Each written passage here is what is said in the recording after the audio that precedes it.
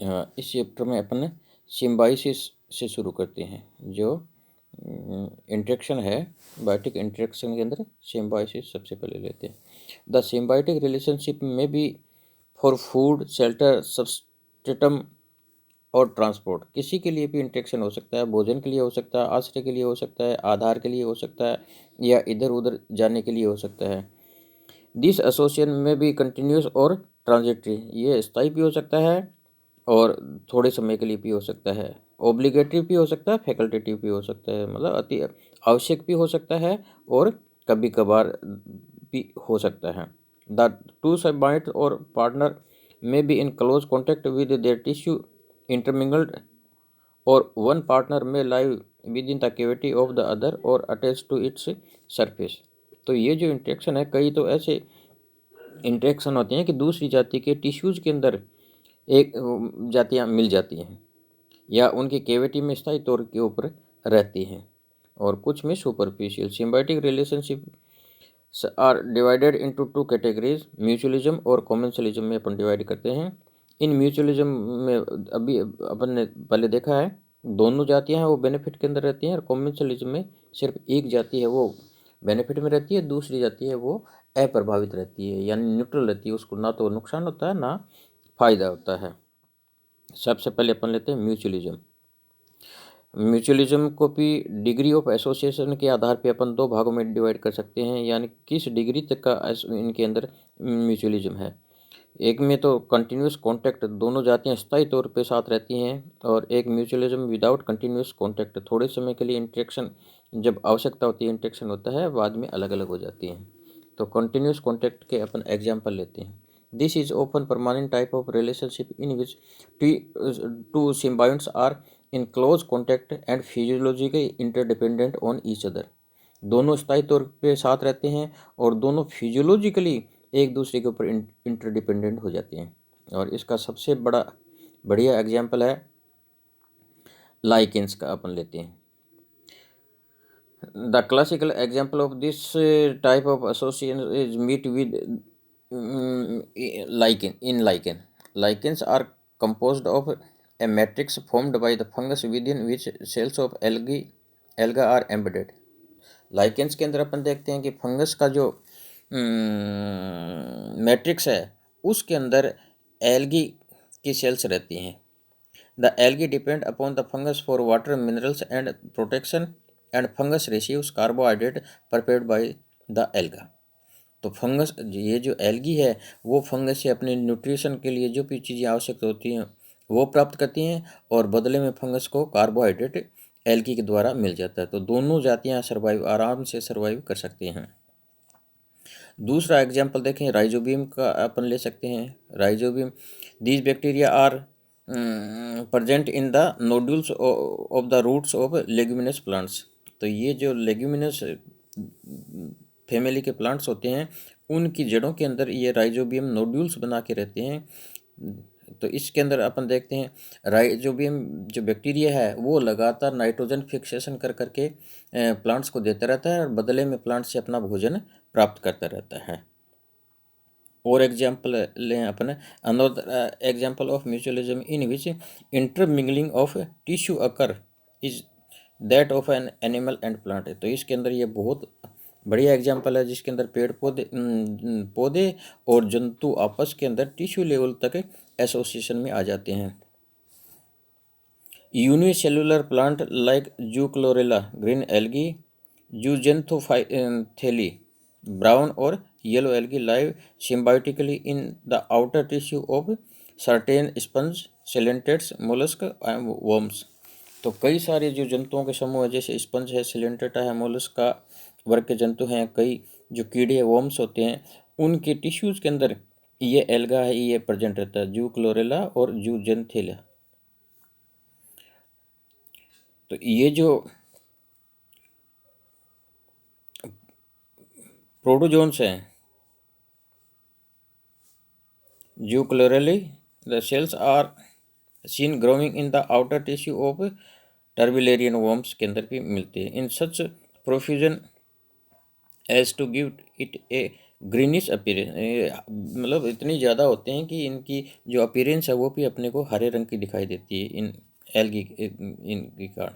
The algal cells receives oxygen during the photosynthesis and produce nitrogen compounds which are beneficial to the host. In return, algae obtain a suitable matrix for their growth and nutrient from the animal's metabolic process। तो ये जो algae है वो लगातार इनसे nutrient लेती रहती है और बदले में इनको पोषक पदार्थ प्रदान करती रहती है। Some symbiotes live in the cavity of their host rather than on the tissues। कुछ सिम्बायोट्स हैं वो होस्ट की केविटी के अंदर रहते हैं, अंदर रहते हैं। जैसे रूमिनेंट्स के अंदर जो जुगाली करते हैं जीव,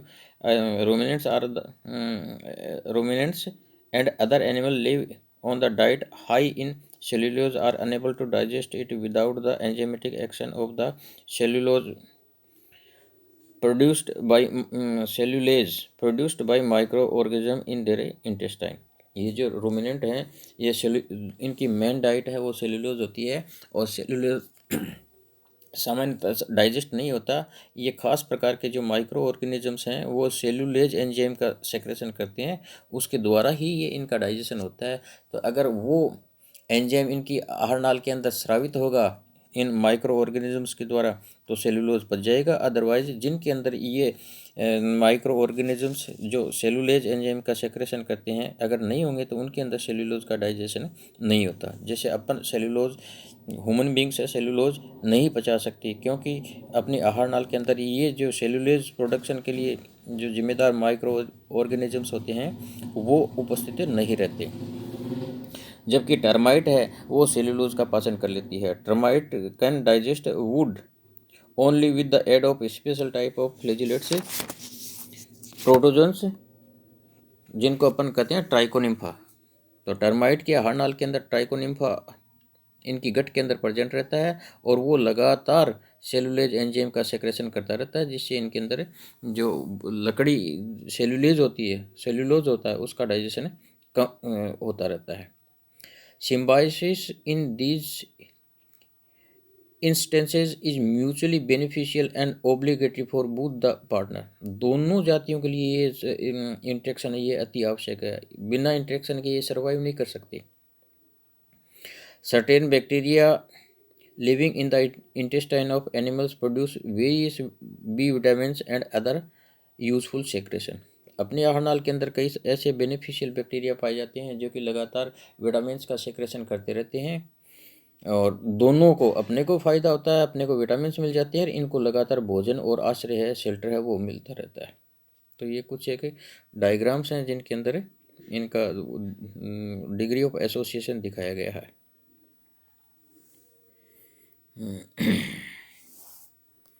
ये जो राइजोबियम है इन जड़ों के अंदर नोड्यूल्स बन जाती हैं, इन नोड्यूल्स के अंदर कॉलोनी बना के रहते हैं, और नीचे टर्माइट के अंदर, टर्माइट की जो गट है उसके अंदर ये ट्राइकोनिम्फा पाया जाता है, जो कि लगातार रिसाइकिल होता रहता है, चलता रहता है एक टर्माइट से दूसरी टर्माइट के अंदर। इनके फीकल मैटर के द्वारा ये आहार नाल के अंदर चला जाता है और वहाँ ये लगातार टर्माइट के लिए सेल्यूलेज का प्रोडक्शन करता रहता है, बदले में इनको भोजन और शेल्टर है वो मिलता रहता है। अगर अपन म्यूचुअलिज्म का और एग्जांपल देखें तो इसमें एक वो एग्जांपल हर्मिट क्रेब का बहुत बढ़िया एग्जांपल मिलता है, जिसके अंदर हर्मिट क्रेब है वो मोलस्का के सेल के अंदर पाया जाता है, और जो इस सी एनिमोन है वो इनकी सतह पे मिलता प्रेजेंट रहता है। तो इसमें सी एनिमोन है वो लगातार नया नया आवास मिलता रहता है, और ये जो क्रेब है, हर्मिट क्रेब है जो सेल के अंदर रहता है मोलस्का के, उसको प्रोटेक्शन मिलती रहती है। तो दोनों म्यूचुअली बेनिफिट में रहते हैं। हर्मिट क्रेब को प्रोटेक्शन मिलता है छुपने के लिए, और सी एनिमोन है उसको लगातार नया नया आवास और भोजन के लिए नई जगह मिलती रहती है। कई बार क्या इनके अंदर थर्ड पार्टनर भी पाया जाता है, नीरीज है वो इस सेल के अंदर पाई जाती है। तो जो हर्मिट क्रेब है उसके भोजन के जो टुकड़े होते हैं उनको नीरीज है वो खा के साफ करती रहती है। तो नीरीज को भी आश्रय मिल जाता है, प्रोटेक्शन मिल जाता है, भोजन मिल जाता है, और ये जो सेल जिसके अंदर हर्मिट क्रेब रहता है वो भी लगातार साफ होता रहता है। तो ये कई सारे एग्जाम्पल मिल जाएंगे जिनके अंदर ये एसोसिएशन पाया जाता है नेचर के अंदर।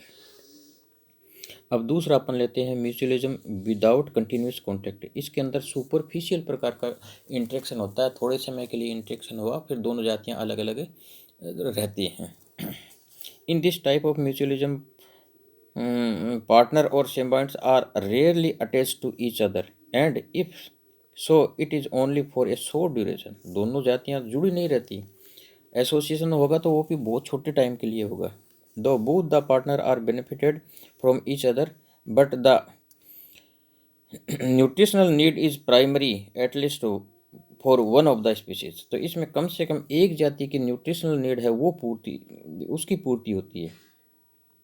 A commonly cited example of this type of mutualism is the relationship between the bird and grazing animals। अपन ने देखा है बर्ड और ग्रेजिंग जो एनिमल्स है, बर्ड्स लगातार ग्रेजिंग एनिमल्स के पीठ पे बैठते रहते हैं, उड़ते रहते हैं। तो ये जो एक्टोपैरासाइट होते हैं इनकी सतह पे, जो पशु मवेशी हैं उनकी सतह पे जो एक्टोपैरासाइट्स होते हैं उनको लगातार वो खाते रहते हैं। तो जो होस्ट होगा, जो मवेशी होगा, उसको एक्टोपैरासाइट से मुक्ति मिल जाएगी और बदले में ये जो बर्ड्स होते हैं उन बर्ड्स को भोजन मिल जाएगा।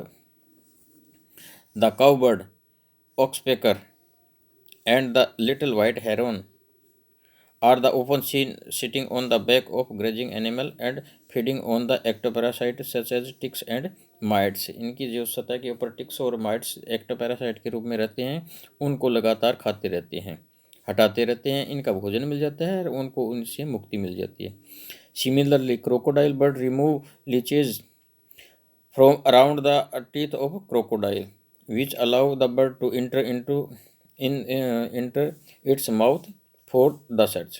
तो ये जो अपने क्रोकोडाइल बर्ड है, क्रोकोडाइल मुंह खोल के बैठ जाता है, लेट जाता है और क्रोकोडाइल बर्ड लगातार मुंह के अंदर जाके इनके दांतों के चारों ओर जो लीच वगैरह पैरासाइट रहते हैं उन पैरासाइट्स को हटाते खाते रहते हैं और इससे लगातार ये इन पैरासाइट से इसको मुक्ति मिलती रहती है, हटते रहते हैं।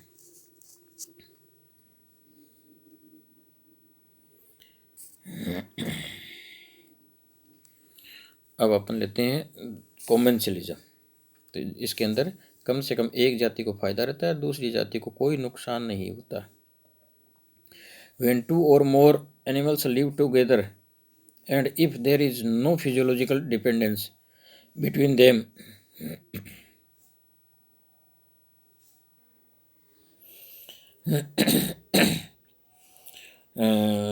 when the two or more animals live together and if there is no physiological dependence between them they are referred to as commensal and relationship between such organism is called commensalism।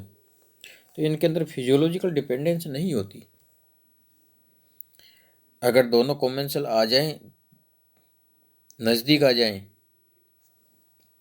तो भी ठीक है और अगर लंबे समय तक ना आए तो भी इनका काम चलता रहता है।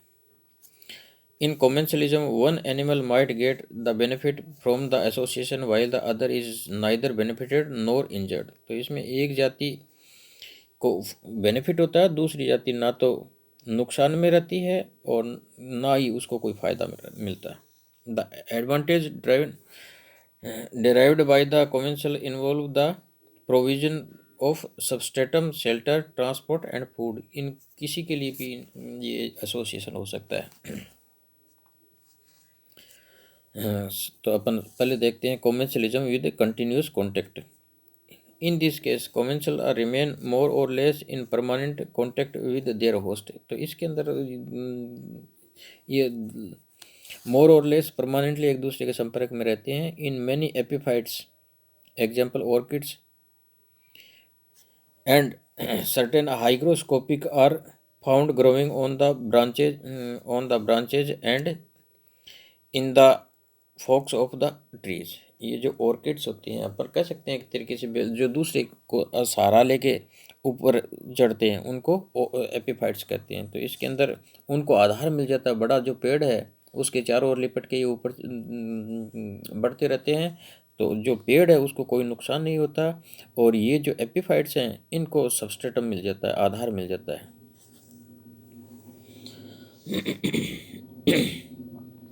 Some plants live as attached epiphytes on the surface of animals, green algae that grow on the long grooved hair of the sloth। तो कुछ एल्गी हैं स्लोथ्स की सतह पे पाई जाती हैं। abundance of algae gives green color to the host। it is advantage to the sloths in concealing itself on the tree। concealing में सहायता होती है। Basiclladida, another green algae is seen growing on the back of the freshwater turtle। ये इनकी सतह पे पाई जाती हैं, काउंसलिंग में ये सहायता करती हैं।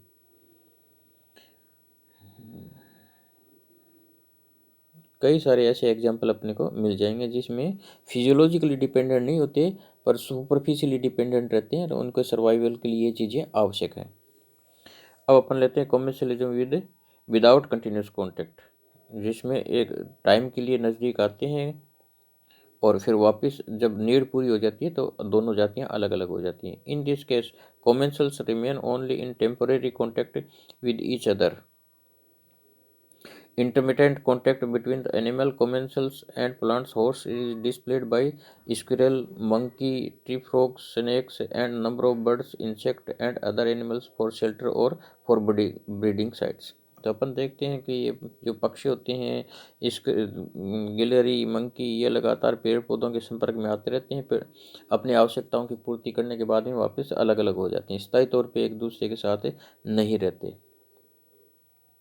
Temporary contact between two animal commensal is seen in the suckerfish and the shark।